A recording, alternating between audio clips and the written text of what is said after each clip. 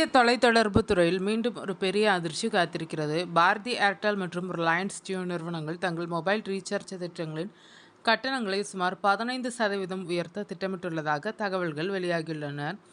Vodafone idea உள்ளிட்ட பிற நிறுவனங்களும் இந்த உயர்வில் இணைய வாய்ப்புள்ளது. இந்த முடிவு லாபத்தை அதிகரிக்கும் 5G நெட்வொர்க்கை விரிவாக்கத்துக்காக மேற்கொள்ளப்பட்ட பெரும் முதலீட்டை மீட்கவும் எடுக்கப்பட்டுள்ளதாக கூறப்படுகிறது. தற்போதைய சூழலில் 28 நாட்கள் செல்லுபடியாகும் அடிப்படை திட்டங்கள் தினசரி 1.5 GB டேட்டா ரூபாய் 300க்கு அருகில் உள்ளனர். 15% உயர்வு ஏற்பட்டால் அவை ரூபாய் 50 வரை அதிகரிக்கும். வருடாந்திர ரீசார்ஜ் செலவு கணிசமாக உயரும் என எதிர்பார்க்கப்படுகிறது. 2022இல் நடைபெற்ற 5G ஸ்பெக்ட்ரம் ஏலத்தில் மட்டும் தொலைத்தொடர்பு நிறுவனங்கள் சுமார் ரூபாய் 1.5 லட்சம் கோடி செலவிட்டனர். அதன் பின் நெட்வொர்க் விரிவாக்கம், உபகரணங்கள், டவர்கள் அமைப்பு ஆகியவற்றுக்காக பல லட்சம் கோடி ரூபாய் முதலீடு செய்யப்பட்டது.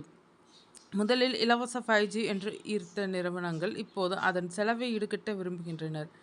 ஏர்டெல் மற்றும் ஜியோவின் சராசரி வருமானம் ஒரு பயனருக்கு இன்னும் போதுமான அளவில் இல்லை என நிபுணர்கள் கருதுகின்றனர். இந்த உயர்வு நடைமுறைக்கு வந்தால் சாமானிய மக்களின் மொபைல் செலவு அதிகரிக்கும். குறிப்பாக கிராமப்புறங்கள், மாணவர்கள், சிறு வியாபாரிகள் போன்றோர் பாதிக்கப்படலாம். இருப்பினும் தரமான 5G சேவை, வேகமான இணையம், சிறந்த கவரேஜ் ஆகியவை கிடைக்கும் என நிறுவனங்கள் நம்புகின்றனர். தொலைத்தொடர்புத்துறை நிலையான வளர்ச்சிக்கு கட்டண உயர்வு அவசியம். போட்டி குறைந்துள்ள இந்த சூழலில் லாபம் அதிகரித்தால் மட்டுமே மேலும் முதலீடு செய்ய முடியும் என ஆய்வாளர்கள் தெரிவிக்கின்றனர். கடந்த 2024இல் ஏற்கனவே இருமுறை உயர்வு நடைபெற்றுள்ள நிலையில் இது 4வது உயர்வாக இருக்கும்.